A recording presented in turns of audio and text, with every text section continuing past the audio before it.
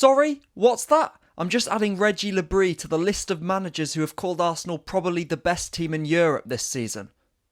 But remember, we're boring, we only score from set pieces, and we're the worst champions ever if we win it. Arsenal 3, Sunderland 0, and for the fourth consecutive match, we've won, and we've continued that response from the Manchester United loss, but also Mikel Arteta has continued this slightly new setup. Today's analysis is going to break down the whys of this system, how it eventually finished off Sunderland, the importance of Kai Havertz and Leandro Trossard for our balance, how we wrestled the game back in the second half, what Gyokeres and Martinelli are giving us that we didn't have before, and how Mikel is platforming them. I'm also going to throw in more conversations about risk, why we didn't always purr against Sunderland, Declan Rice, I'm running out of words to describe him, and also just how hard the Premier League is. And I'll admit it again, this is being recorded before Man City's trip to Anfield. I do not have a clue what's happened. This is the table as of recording, and by the end of that game, I'm going to predict we're 8 points clear. I could look very silly right now, I understand. Right, let's get into the analysis, starting with the why to Kai and the kinda new dynamics. I hope you enjoy. With Havertz in for Norgaard, he may start in this higher right pocket, but he very rarely finishes there, does Kai. This was the balance we typically struck against Sunderland, that 3-1 base that we've returned to in recent weeks with Rice and Zubimendi playing with their heights and angles. Timber was in that half-and-half role, and yes, from an attacking sense, and with how we look to isolate that right-hand side more against Sunderland, Ben White would be a better fit here. Calafiori was back from injury and with a very below par game, I think it's fair to say, on the ball, but he was just as random and just as weird and just as crucial off it to allow Trossard in the void of Bukayo Saka to make our left-hand side this time our creative hub, and also rotate with Declan Rice and allow him to make his own stampeding runs forward. In that pair with Jesus, Havertz's role covers so many different points to our play, but this was a reliable pattern for us. Havertz floating left, occupying alongside Calafiori before moving back into the box as Trossard either jinks to find an angle to punch a pass or to cross, or, as he does here, bait Diarra a little lower to maximise that opening for Rice to whip goalwards. And I get it, it can feel exasperating, can't it, when it feels like our default plan is to work it wide, to pin, and then load the box. But tell me that this setup here, in terms of who is playing the delivery into the box or the shot on goal, and who is in the box, doesn't feel just inherently more threatening as has been at points this season. Let's quickly round up with the Zubimendi goal. When you've got all of these swirlers, as I'm going to call them, inside of you, the stability that Trossard then can give you as someone who will sit, who can work an angle to find these guys, or use them as he does here, cannot be overstated as to why this season we find ourselves where we are in the league. And in the final third, and emphasis on the final third, our pocket presence, yes, again, was maybe familiarly quiet, but we were brave, certainly, in how many numbers we looked to commit forward against Sunderland. Watch Trossard's assist to Zubimendi. His pass basically takes, in Formula 1 terms, the racing line here, begging Zubimendi to arrive onto it as he baits Trossard, Enzo Lefebvre just a little step deeper again. And that's Zubimendi's 5th league goal of the season. It's not necessarily the tally that I'm surprised about though, nor are the goals that shine a magnifying glass on how he times his arrivals in the box, or his composure, or his quick thinking. But it's this level of consistent ball striking that I said in the summer, if Zubimendi can add more of these hits or those killer whips we saw him assist Gyokeres with in pre-season, if he adds these to the clips, the disguise, the ambition he already shows around the box, then the 50 million he's already made look pretty humble becomes a snip. His first season in English football hasn't been without its little, and I mean little, hitches.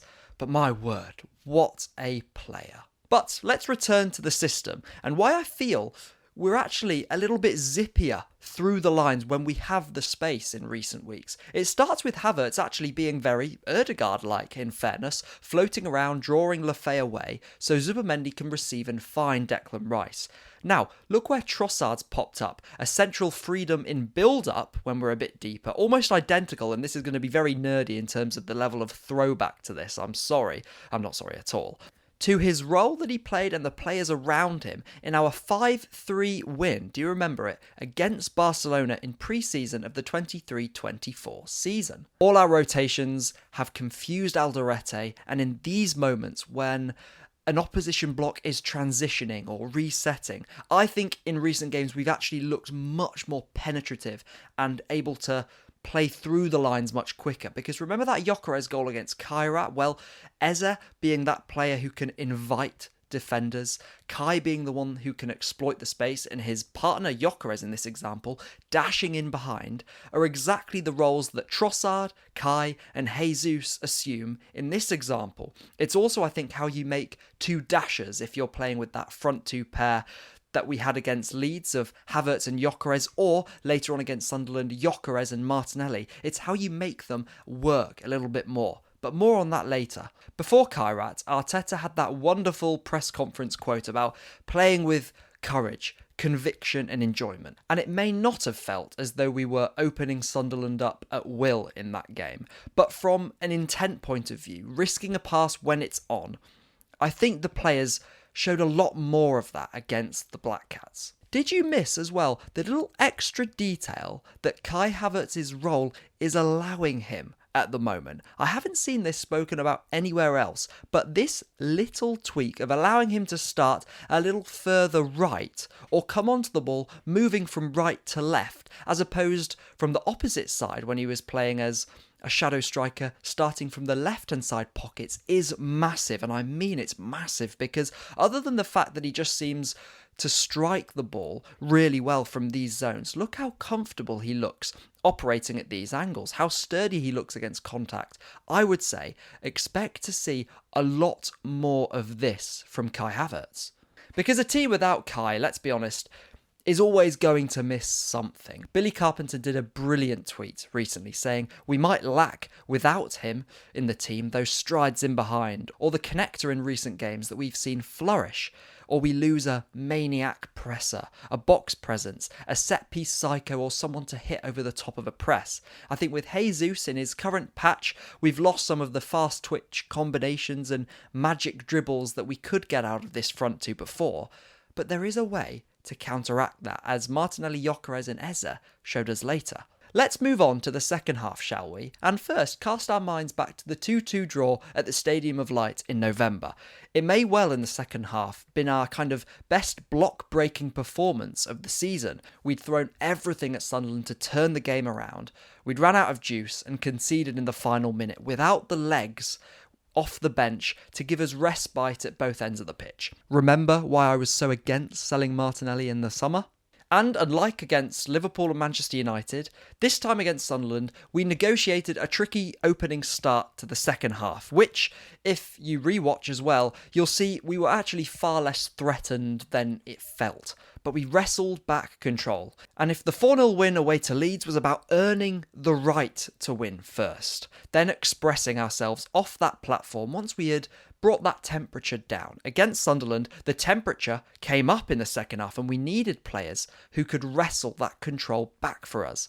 And with that, let's speak about Gyokeres and his first goal. It's no surprise, I think, that it starts with the balance and stability of Trossard with all those swirlers around him looking for Kai off the shoulder. It's cut out, yes, but again, if you want the best place possible to lose the ball, it's when your setup looks like this. Trossard intercepts, and yes, I can sit here and say the role he played against Sunderland on paper looks tailor-made for Eze to take up another notch. But when Trossard is playing like this, sliding in Havertz, being so reliable when being incisive, I find it hard to make a convincing argument to drop him, especially now that we have Calafiori back as that wild card inside him. Kai finds Gyokeres, and what do all the bits of analysis that I've done on Gyokeres this season distill down to at times? Simply How can we get him hitting the ball hard more, like this? Can he find it hard to create the separation to produce finishing moments more regularly, like this? Yes. Does coming off the bench against fatigued legs helped? Almost certainly, yeah, it probably does. But I just want to say, in this position, you see someone who can really start to help this team. Let's just get him hitting the ball harder more, giving him more opportunities to do so. And yeah, that's on him too. And I don't want to overstate things, but this for me is one of those little signs that his brain, Gyokeres' brain, is getting into gear more, because it's a proactive action that I'm about to show you. As Saliba wins the header, Gyokeres anticipates Gertruda's step, making sure his body is in the way first and he is in control of the duel. And when you've got Hincapie running off you to flick in, Rice, Martinelli racing around you too, seemingly fresh as daisies in minute 70, that's not a luxury any of us should take for granted. So, to Martinelli, and how Mikel has tweaked his right wing role is something I want to dedicate a section to now. After Leeds, I made a point of saying how much potential I thought there was in Gabby in this kind of front two dynamic, pinching in from the right wing, and also how he and Eze seem to relate on the pitch. First things first, it's no surprise that Rice is the one to look over the top here. And number two, look how unpredictable Martinelli can be with his running angles from these positions. 15 yards or so under Gyokeres and Eze, basically creating a 3v2 with the centre-backs. There's been something always bubbling there with Gabby and Gyokeres when they're crisscrossing their runs in behind this season that we've seen all the way back in pre-season. And there's a real template to work with Eze offering a little bit lower. And I also feel when Martinelli is allowed inside from the right wing, that obviously a Ben White outside him makes him pop, as we saw in that Champions League game against Olympiacos, but also he really likes to combine inside himself, and I think it almost encourages us to play faster and more vertical. There's something too in this nearly pass to Declan Rice that goes far beyond the typical examples of, oh, look what Martinelli does when he's central. There really is something to work with here. I'll now finish with my tactical rambling thoughts. Yes, they're making a return. I think these little snappy diagonal runs from Eze, basically a carbon copy of his shot that set up Rice's goal against West Ham, are things we need to see much more of when he's in these central zones. Staying with Eze, but how Declan Rice as well made it feel like it was his team yesterday. I hope some of you too felt that kind of influence that he exerted on the pitch. It felt like Declan Rice's team.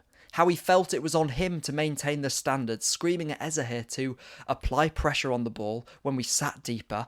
And we know Rice can move through the gears when the game gets long and stretched. But look how compact he keeps us in this moment, striding across, setting up Eze to set off on a run from his favourite sort of zone on the pitch to springboard transitions. And maybe like we're starting to see with Gyokeres, I hope, where you sit up and go in this break from Eze as he's unbalancing defenders, waiting them to bite in, then glide past them, picking the right pass, where you go, yeah, that's Eze. That's the Eze we signed. I felt as though this was a performance from a team who are as prepared as possible to go as deep as possible into the Premier League this season. We're not going to keep everyone fit, that's a fantasy, but if you can keep a base to work with, you feel, don't you, that things are falling our way this year in a way where they haven't fallen for us in previous seasons, and they've gone against us, in fact. Only time will tell at the point of watching this video how many points Arsenal are clear by, but I really hope you've enjoyed. And it felt like another win for Arsenal. It's not the step, it's not a definitive step, but it's another very important one. Thank you so much for watching. I'll catch you very shortly in the next one. See you later.